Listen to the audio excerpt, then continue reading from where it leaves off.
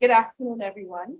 I'm Carleen Jacobs, Communications Officer within the Ministry of Health, Wellness, Social Transformation, and the Environment. Today, I will guide you through the press conference and just a brief overview of the 8th Council of Ministers of Social Development meeting. The OECS Commission has a mandate in accordance with the revised Treaty of Bastia 2010 to engender cooperation among member states in an effort to achieve the harmonization of social inclusion and social protection of the SIS field of the OECS Commission pursues functional cooperation in the field of social development in recognition too of the value of the collaborative effort in dealing with very complex social issues and their. The meeting of the COM Social is an annual event that provides a platform for ministers across the OECS region to collectively reflect on issues in social development, share on local strategies and innovations to address some of these challenges, and to collaborate in troubleshooting issues to develop joint approaches, policies, and practices in an effort to improve the access to quality social services in the region. The meeting is typically a 1 or 2 day face-to-face meeting that allows for engaging and intense discussion with participation from development partners. It is by the Technical Advisory Committee TAC meeting, composed of the permanent secretaries of the OECS member states and the development partners who will discuss who discuss at the technical level and decided on strategic priorities to be brought to the attention of the ministers for information and decision making in the social sector. This year, the TAC meeting was held on Monday, yesterday, and today was the Council of Ministers meeting. A core aspect of the TAC and COM meetings for this year were the OECS Regional Social Inclusion and Social Protection SISP Strategic Action Plan 2023. I'll now introduce our panelists for this afternoon's press conference. Peter Sensor, Chair, the Honorable Samantha Marshall, Minister of State in the Ministry of Health, Wellness, Social Transformation, and the Environment. To her right is His Excellency Dr. Ilfas Jules, Director General of the OECS Commission, and to Minister Marshall's left, Mrs. Sarah Simon, Acting Head of the Human and Social Division, OECS Commission. After the presentation of the summary of key decisions by Chair Senator Samantha Marshall, we will open for the questions from our journalists who are participating prior to the floor is yours. Thank you. Just to also highlight that with me are also OECS ministers who participated in the 8th ministerial meeting. So they will also be available for any clarity on any matters. It is just to announce that on the 8th Council of Ministers meeting, which was held at the Sir John E. St. Louis Finance and Conference Center on Tuesday, 18th of April, 2023, the following key decisions emanating from the meeting were made. We endorse the recommendations of the Technical Advisory Committee for the adoption of the Social Inclusion and Social Protection Action Plan. Suggested rules for online engagement be integrated in the curriculum with a focus on strengthening moral or value systems. We have supported the Child Online Protection Strategic Framework. We have requested the role of key ministries, that is to highlight education and social transformation or social development, be clearly delineated within an implementation plan for the COP strategic framework. We have suggested consideration of mental health assessments when reviewing the legislation for amendments to support child and youth justice. We have committed to pushing the agenda to effect the child justice legislation And we have supported the U Report initiative, which is a youth initiative. We have committed to supporting the draft youth strategy, and we have committed to continued engagement through quarterly meetings and WhatsApp engagement.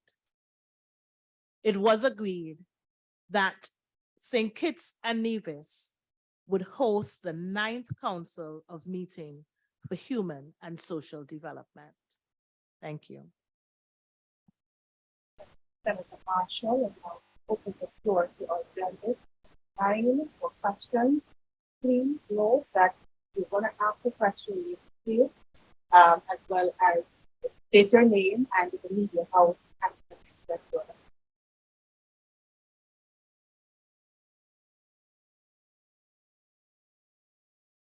question can be directed to any one of the panelists, as well as Minister Marshall explained earlier. There, we have a few ministers who are joining us as well to talk to these.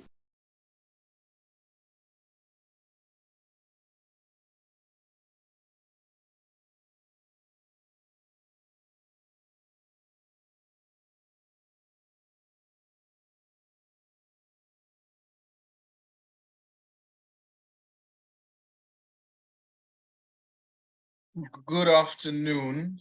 Good afternoon to the panelists. My name is Kieran Murdoch. I'm from Twin Island Media.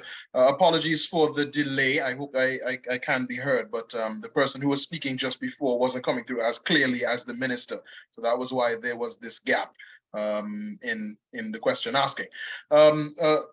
And this question, I suppose, can go to Minister Marshall, or if you want to push it over to anyone else, that's up to you. I am just curious to get a bit more details about what you spoke about in terms of online engagement and bringing that into the curriculum for our students in schools throughout the OECS. A bit more details on that, if you could.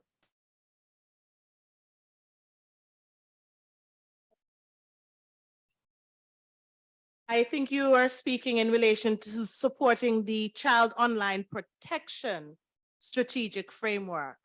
As you know, one of the concerns that we've had within all societies, all countries, is how do we monitor children and what they are viewing or what they are exposed to or who they are exposed to online.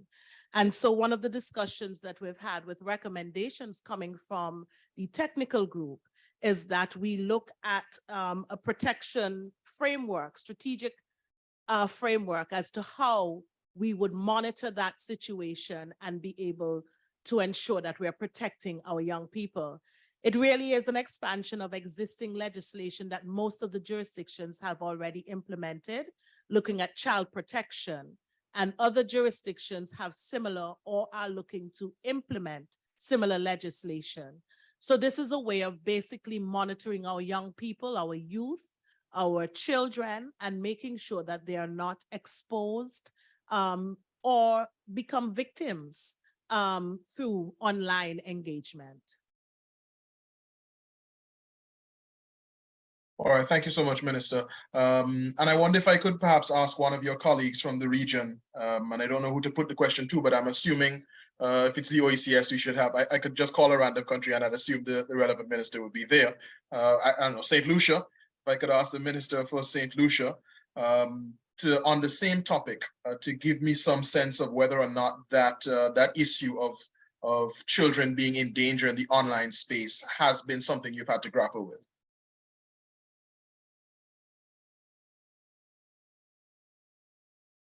Thank you very much.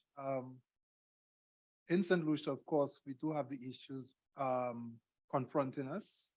We are happy for the consultation that we've had today with our other colleague ministers who are dealing with it. We are hoping that we could move forward in terms of looking at some of the legislation that may be necessary, as well as the entire issue with child protection. We have an agency dealing with children, and we have our difficulties and challenges, and we have persons who are persons who advocate on behalf of children out there, who are putting pressure or who are speaking on behalf. So this is an area that I think that is that's of importance to parents and to persons advocating, of course, on this sitting that we have here today certainly will help us move forward with it. I'm also interested to find out, and again, I suppose the panel can determine who would take this question, the Social Inclusion and Social Protection Action Plan. If that could be elaborated on a little bit, is that something that is going to be implemented going forward from today? Is that something already in implementation? Is that something that will be implemented in the future? And what does it entail? Well, I will start out and any of my colleagues may thereafter pick up. The Social Protection Action Plan is one that for inclusion, and it is something that has been looked at over a period of time. It is now at the stage that we believe that it is a plan as a region we can begin to implement within our various countries to ensure that what we're doing is capturing all our vulnerable populations and ensuring that there are strategic plans in place to ensure that they are protected. We have focused and discussed much on not just being able to assist the vulnerable, but helping the vulnerable to reach a stage that they become independent and not so dependent on what it is that states have to offer. And so I think that is a critical stage that we're looking at. And how do we monitor? How do we know that our programs that we implement are really helping those that we are aiming to help? We know that during the COVID, for instance, we would have had a wider group of persons who would have been vulnerable because of the circumstances. And how do you follow data to see how those persons have advanced and done since then? Is just an example of one of the critical areas. So I think really and truly the plan is that we are not just there to provide programs, but we are able to monitor the programs. We're able to have scientific data to see the impact, whether it is a positive impact or there are adjustments that need to be made, and to ensure that we give that level of evaluation, monitoring and evaluation towards the end of such programs. I don't know if any of my other colleagues would like to join in at this moment.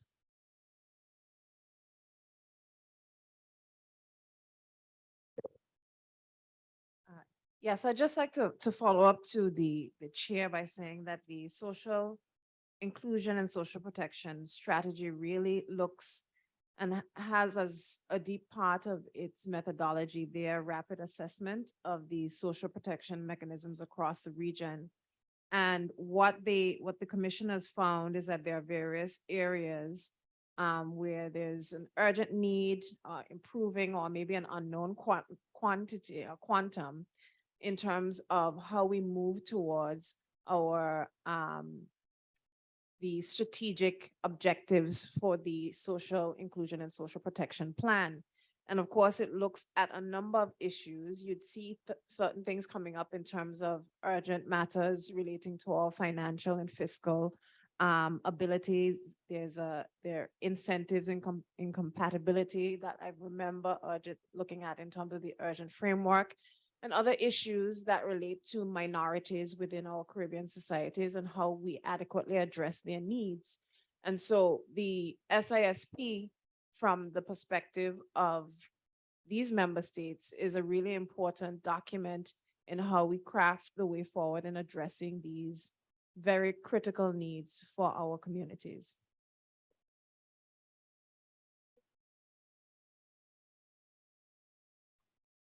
I'm sorry, Deanne Kentish Rogers, the Minister for Social Development in Anguilla. Actually, I know you have to say it for official purposes, but I did recognize her. I don't want to hog the question time. I don't know if I'm the only one asking questions, but I'll continue to go ahead if there's nobody else putting up their hand. I would be interested to find out to what extent the issue of vagrancy was a subject matter that formed any part of your discussions today. I know that COVID-19 across the region will have exacerbated the issue of vagrancy and homelessness. to some degree. So I know that's something that all islands will have had to have grappled with. To what extent did that form part of any of your discussions today? Was not singled out on its own, although it would be included in particular in the social inclusion and social protection action plan. But because of course that is a vulnerable group. But yes, you're correct. That is a concern that many of us would have in our jurisdictions, and one that we will all have to address. You will note that we have not just concluded and said this is the only meeting, that there will be follow-up meetings for additional discussion on how do we look at other policies as they arise as critical and important to continue discussion. In fact, allow me to add that in the presentation, we did speak of the entire life cycle of our population from cradle to the grave. And of course, the issue of older persons and the issue of their well-being. So certainly the issue of vagrancy, while not mentioned, that was certainly in focus as it relates to the resilience of our entire population. St. Lucia, Joachim Henry.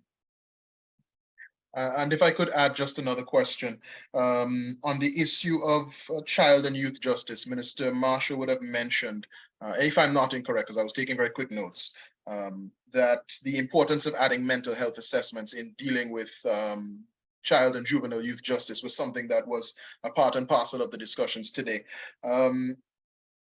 I think that all throughout the region, we do, to some extent, have gaps in terms of what we are able to provide at the public level in terms of professionals, in terms of mental health care.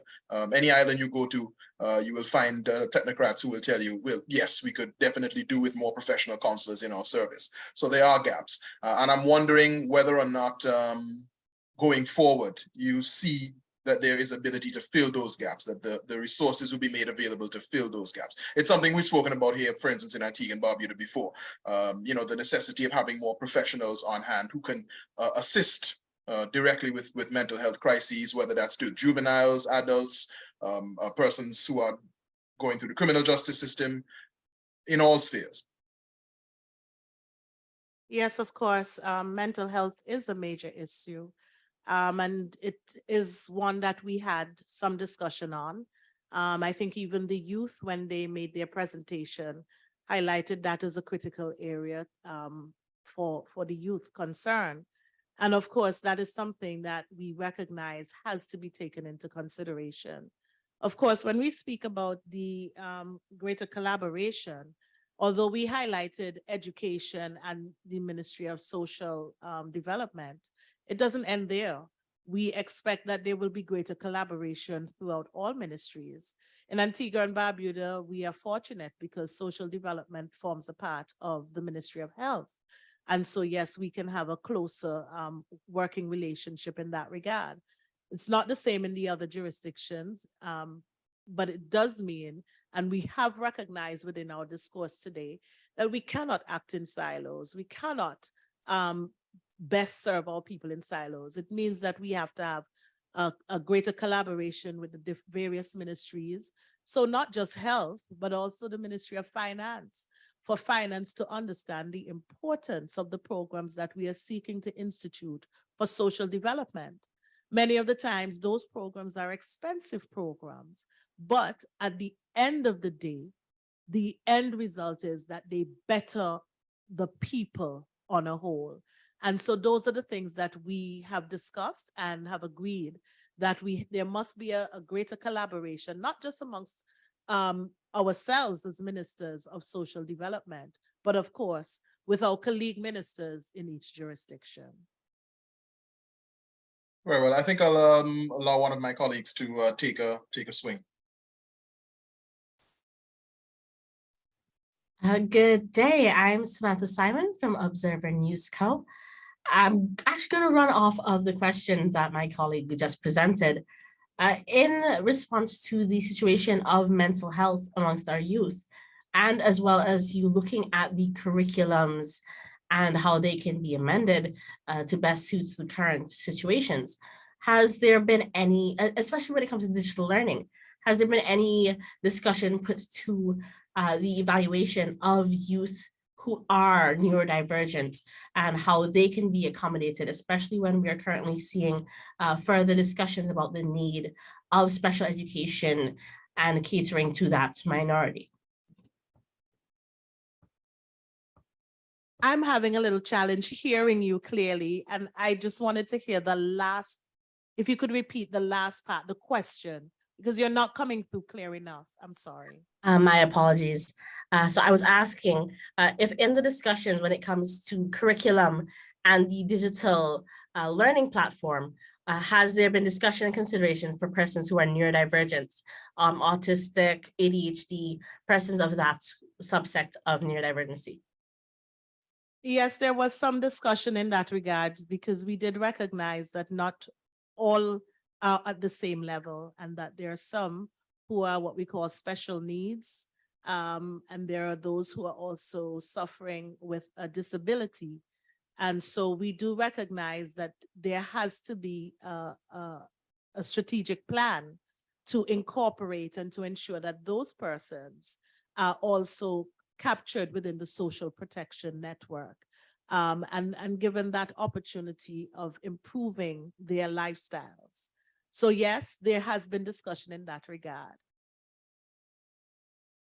Now, also, we see that you spoke to the OECS Youth Assembly. We would have previously seen the establishment of the OECS Youth Advisory Council. How do these two bodies differ? Perhaps someone from OECS could assist me with that one.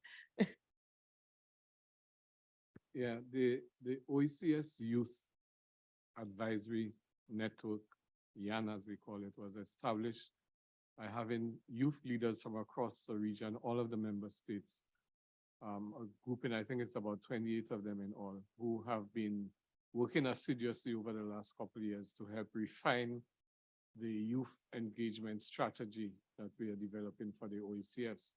One of the ideas that has emerged from this is the need for an OECS assembly, youth assembly. And it is not going to be a mock parliament of, as is customary in our region and elsewhere. It is meant to be a body elected by young people from across the OECS that will officially represent the views of youth in the OECS. And out of this process of the work being done by the Youth Advisory Network is going to be that youth engagement strategy. We started it off by identifying 5 pillars that represent the key areas of intervention. So education, training, employment and entrepreneurship, youth rights and child protection, identity, culture, healthy lifestyles and sport, and sustainable development and environmental protection. So these are the areas that constitute the pillars of what will be the youth strategy. And we figure by undertaking action in all of these areas, we will make a definite difference. The most distinguishing thing about the youth work of the OECS is that unlike youth work done everywhere else where older people write policies and strategies for youth, all we did was to do the research to identify the 5 pillars, and the youth themselves have taken those pillars. And the question posed to that youth advisory network was, don't tell us what you want government to do for you. Tell us what it is what is your ambition and what are the things that you would like to accomplish. And then we will then see how governments can support that ambition. So the idea is not for the youth to expect other persons to do it for them. If you're going to own tomorrow, you need to start taking responsibility for it today. So it is a youth-defined agenda that will enable our governments to be sure that whatever policies and programs they put in place really answer to the ambition of young people.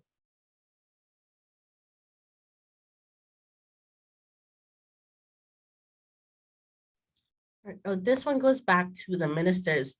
So with these frameworks and plans that are being put in place, some of these islands do already have policies that would fall under these topics.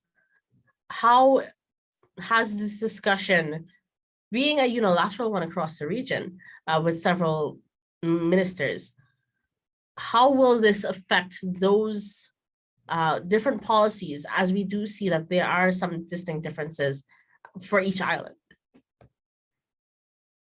I'm not sure that the policies are so vastly different. Some islands have already implemented certain legislation through the assistance of, which was drafted through the assistance of OECS. Antigua and Barbuda is one. I think in 2016, we passed the child care protection legislation. There are other countries present here who have implemented, and there are some who have not.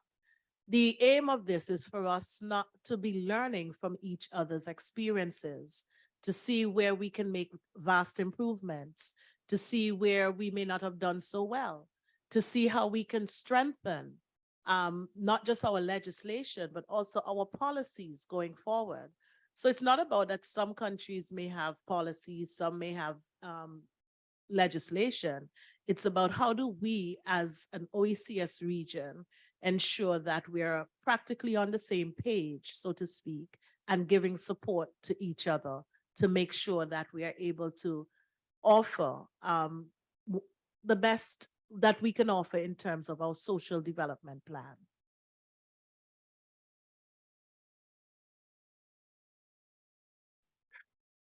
Now, I don't know, you can see. Oh, I was just gonna jump back in there, Samantha, just to ask. But it was a direct question. I wanted to find out, in the view of, well, whoever would answer the question, whether it be you, Minister Marshall, or anybody else, what was the biggest takeaway from today? The biggest, I suppose, achievement of this meeting? What are you most satisfied with that you've come out of this meeting and said, hey, look, we got that done? For me, and I think each minister may have a different takeaway. On a whole, I think this meeting was very informative, very practical, and something that is achievable for us as an OECS region. I think in terms of presentations, the biggest takeaway was when the youth spoke to us, when they addressed, and not that they said, we need you to do something, when they said, what can we do to better support you? And I think for me, that was the biggest takeaway, because we now understand that there is a challenge upon us as ministers to better engage our youth and to have them play a significant role in our youth development and overall our social development. Anybody else want to tackle that one? Perhaps I could at random call the minister from St. Kitts and Nevis. That's just a random, I'm calling that random. Biggest takeaway? Good afternoon, Sure. Thank you for the question. I would echo the sentiment of Minister Marshall on the youth engagement. I think the youth presented a very impressive demonstration of how they are currently using online tools in the form of U-reports to encourage and to bring about youth engagement and youth information so that it actually informs our policy development process. I would also add that I think what we're doing around juvenile justice reform in terms of rehabilitation through the OECS project is also very significant, because we know St. Kitts and Nevis is one of those countries that would have benefited from an initial investment in establishing our juvenile rehabilitation center. And so we are looking forward to the next phase of this project, where we're looking more closely at legislation and seeing how we can build out the framework for juvenile justice and rehabilitation.